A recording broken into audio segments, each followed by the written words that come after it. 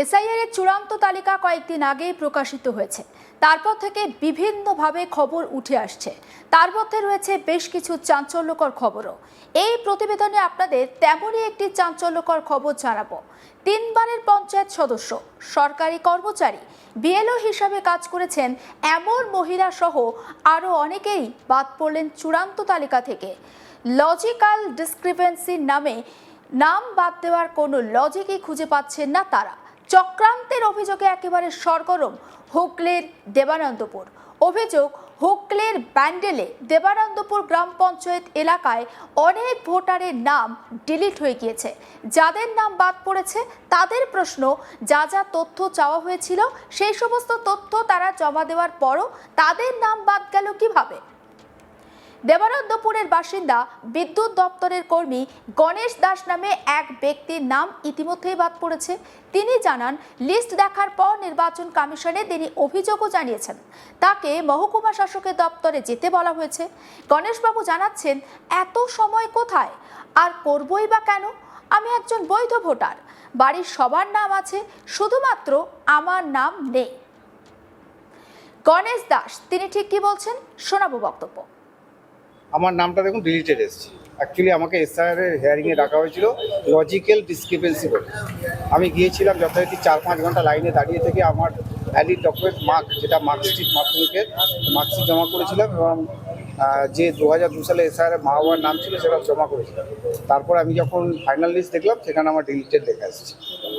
এবং সেটা তো তারা বলতে, আমি কি করে বলবো? আমি তো, আমার কাছে ডকুমেন্টস, আমি যে হিয়ারিংয়ে গেছিলাম তার তো ডকুমেন্টস রয়েছে। কি করবেন এখন তাহলে? পরবর্তী পদক্ষেপ যা করতে হলে সেটা করতে হবে। আপনি কি করেন? আমি সার্ভিস করি, কিসের? WBSCDSL এর সার্ভিস করি, সরকারি কর্মচারী। আপনি সরকারি? আমাদের যদি প্রশ্ন হচ্ছে, আমাদের যদি এরকম অবস্থা হয় তা সাধারণ মানুষের কি হবে?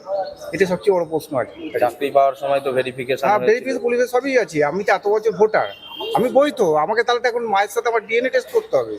যদি সেটাই হয় তাহলে লাস্ট যেটা জিনিস, I have to test DNA with my mom. যে স্যার ফর্ম ছিল তাতে লেখা ছিল যে কোনো একজন আত্মীয়ের নাম যদি 2002 সালে লিস্টে থাকে। আমার মায়ের নামে, যেহেতু বাবা মারা গেছে, বাবা মারা গেছেন 2016 সালে, সেহেতু মা ছিল, মায়ের নাম দেওয়া হয়েছে। এবং আমাকে যেটা পাঠানো হয়েছে সেখানে লজিক্যাল ডিসক্রিপেন্সি মায়ের সাথে ডিফারেন্স নেই। কিন্তু সেক্ষেত্রে আমার তো কোনো জানা নেই যে মায়ের সাথে কত কি ডিফারেন্স। তাহলে আগেকার দিকে তো ব্যাপার ছিল না। আমার মা বাবা গোটা ফ্যামিলিটা ইলিটারেট। তারা, আমি হয়তো এডুকেটেড হয়েছি কিন্তু তারা তো ইলিটারেট, তাদেরকে সেভাবে কোনো কিছু নেই। আপনার মায়ের নাম কি এখন বর্তমান লিস্টে আছে? হ্যাঁ, 2002 সালে লিস্টে ছিল এবং বর্তমানে লিস্টেও মায়ের নাম রয়েছে। গণেশ দাসের বক্তব্য আপনাদের সামনে তুলে ধরলাম। এবার বলবো আরও একজনের কথা। আগে বিএলও হিসাবে কাজ করেছেন সুজাতা বিশ্বাস। তিনি বলেন, যখন বিএলও হিসাবে কাজ করেছি, যারা প্রয়াত তাদের নাম বাদ দেওয়ার জন্য আমরা বারবার জানালেও সেই নাম বাদ হয়নি। আর এখন আমরা জীবিত, আমাদের নামই বাদ চলে গিয়েছে। নাম বাদ যাওয়া প্রাক্তন বিএলও সুজাতা বিশ্বাস, তার বক্তব্য শুনুন। দেবানন্দপুরের 12 বছরের বিবাহ সূত্রে আমি 12 বছর আছি এখানে। আমার বিধানসভা হচ্ছে আদিসপ্তগ্রাম, বাঁশবেড়িয়ায় হচ্ছে আমার বাবার বাড়ি। ওখানে আমরা 100 বছরের বাসিন্দা, মানে আমার দাদু ঠাকুর দাদা সবাই ওখানে থাকতেন। এখন আমাদের বাঁশবেড়িয়া স্টেশন রোডের কাছে স্থায়ী বাড়ি, ওখানে প্রায় 50 বছরের ওপর আমরা বসবাস করি। তো আমার বাবা মা দাদা সবাইকার বৈধভাবে ভোটার লিস্টের নাম থাকা সত্ত্বেও আমার নামটা ডিলিট করে দেওয়া হয়েছে। আমি 4 বছর ধরে দেবানন্দপুর পঞ্চায়েতের আন্ডারে আমি 56 বুথের বিএলও ছিলাম। সেখানে আমি বিভিন্ন রকম সরকারি কাজের সঙ্গেও যুক্ত। আমি আনন্দধারা প্রকল্পের একজন নেত্রী এবং আমার আন্ডারে 230খানা কাজ করেছেন। 4 বছর কাজ করেছি আমি বিএলও হিসাবে। এখন নামটা বাদ গেল, কি মনে হচ্ছে? এখন নামটা বাদ গেল ওটাই তো আমি বুঝতে পারছি না যে সঠিক কিসের জন্য আমার নামটা বাদ গেল। আমাকে যা যা ডকুমেন্টস চেয়েছে আমি সবকিছুই সাবমিট করেছি। হ্যাঁ, আমার 2002 সালে বাবার মায়ের সবার ভোটার লিস্টের নাম আছে। এখন হচ্ছে আমি দেখবো যে কোন পর্যন্ত যেতে হয়। কারণ হচ্ছে আমি চাই যে হ্যাঁ, আমরা ভোটটা দেবই। কারণ ভোট তো আমাদের সবার অধিকার আছে না, ভোট থেকে আমাদের বঞ্চিত কেউ করতে পারবে না। অবশ্যই দেবো, যে অতদূর যেতে হয় আমরা যাব। নাম বাদ যাওয়া প্রাক্তন বিএলও সুজাতা বিশ্বাস, তার বক্তব্য আপনাদের সামনে তুলে ধরলাম। শুক্লা চক্রবর্তী নামে এক মহিলা, তিনি জানাচ্ছেন তারা প্রায় 50 বছর ধরে দেবানন্দপুর এলাকাতে থাকেন। তার স্বামী ছেলের নাম রয়েছে, কিন্তু তার নাম বাদ পড়েছে। তিনি ঠিক কি বলছেন শুক্লা চক্রবর্তী, শুনুন বক্তব্য। আমি তো এখানকার দীর্ঘদিনের বাসিন্দা, মানে আমার পূর্বপুরুষ থেকে সমস্ত বাসিন্দা।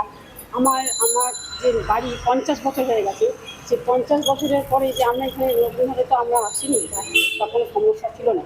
আমার এই ভোটার কার্ড, এটা আমার প্রমাণ। দ্বিতীয় নম্বর যে হচ্ছে যে আমরা এখানে পুরুষ মতো এখানে আমরা রয়েছি, হ্যাঁ, এবং দীর্ঘদিন আমি এখানে সমস্ত মানুষের এলাকার আমার সমস্ত মানুষ আমাকে চেনে। আমি দীর্ঘদিন সমস্ত কাজের সঙ্গে যুক্ত আছি। তারপরেও এসে যেদিনকে আমরা ডাকা হলো, ওখানে নামটা এলো, তখনই আমি অবাক হয়ে গেলাম যে আমার নামটা এখানে বাতিল হলো। কারণ কি? এখানে নিশ্চয়ই কোনো রকমভাবে কারো ষড়যন্ত্র বা কোনো সমস্যার জন্য এটা হয়েছে, নাহলে আমার নাম বাতিল হওয়ার কোনো কারণ নেই।